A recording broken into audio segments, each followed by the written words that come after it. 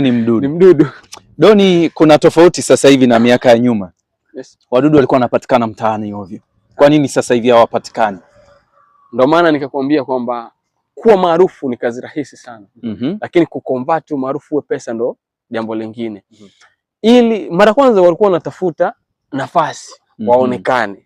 Ndio maana walikuwa wanaona vile. Baada ya kupata ile nafasi na watu kutuamini, sababu ile ilikuwa ndo comeback yetu sisi. Sababu tulikuwa shakuwa maarufu, ile ndo comeback yetu. Tushakuwa tayari maarufu, tushapata.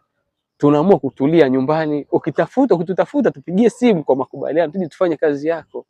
Kwa hiyo sisi ukituona mahali kokote sasa hivi event yote hawajidogoshi tena. Yaani ukituona kwenye event yote au sehemu yote ujue muamala umesoma. Okay, yani, kwa hiyo sasa hivi mnakwenda kwa appointment. Na appointment na mikataba. Na mikataba, sababu kuna watu wengine si unaambia no. Unajua hata kuna watu ambao wanashangaa, kuna mashirika mengine ambayo tunafanya na serikali, mara kwanza kuna namna watu wanavyokuchukulia.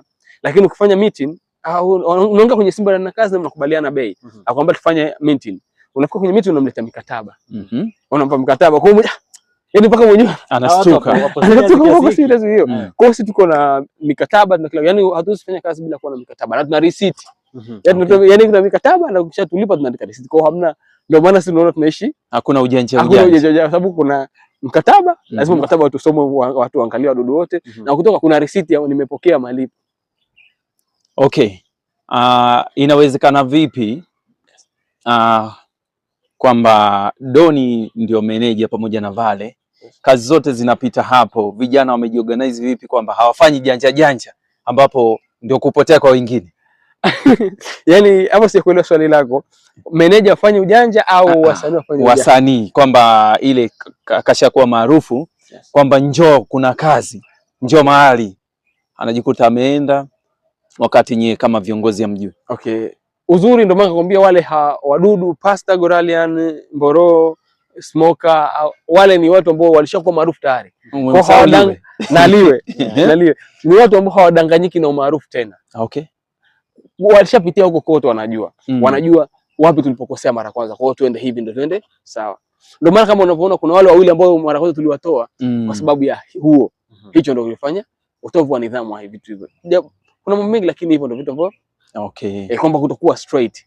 Sababu kama kwa upande wetu mameneja sisi wakija wanakuta mikataba na kazi yote itakayoingia mimi nipokee, mimi upokee Vale.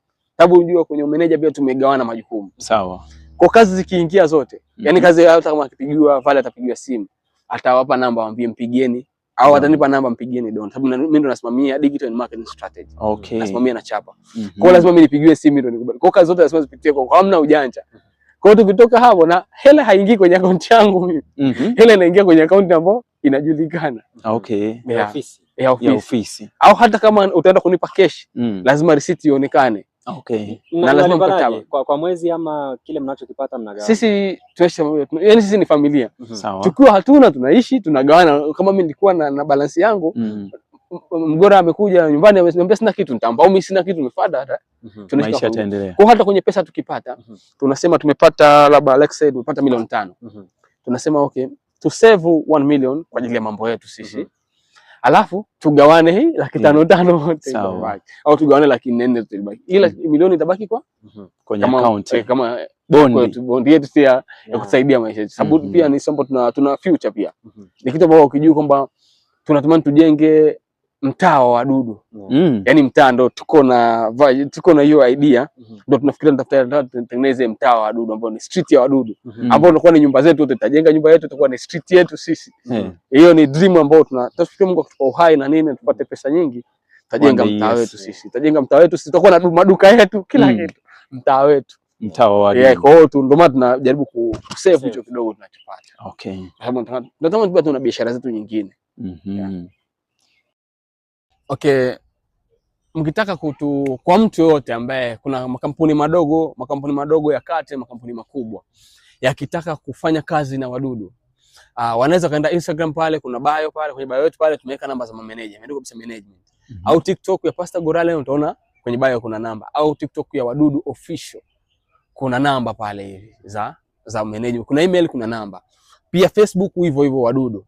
Kwa hiyo ukitaka dili yote, kazi yote, iwe ndogo, iwe kazi ya kampuni ndogo, kampuni kubwa, kampuni ya kati, sababu tunachaji kulingana na ukubwa wa kampuni. unakuja tutakutengenezea matangazo ambayo ni ya kibunifu na matangazo makali sana.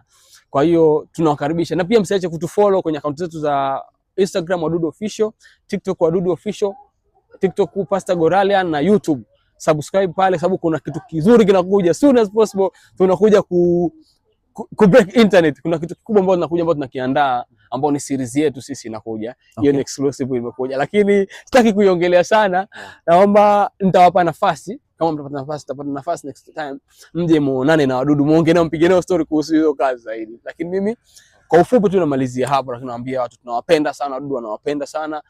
Endelee kutupa michongo na waweze kutupa kazi, watuamini, na Mungu awabariki. Be blessed.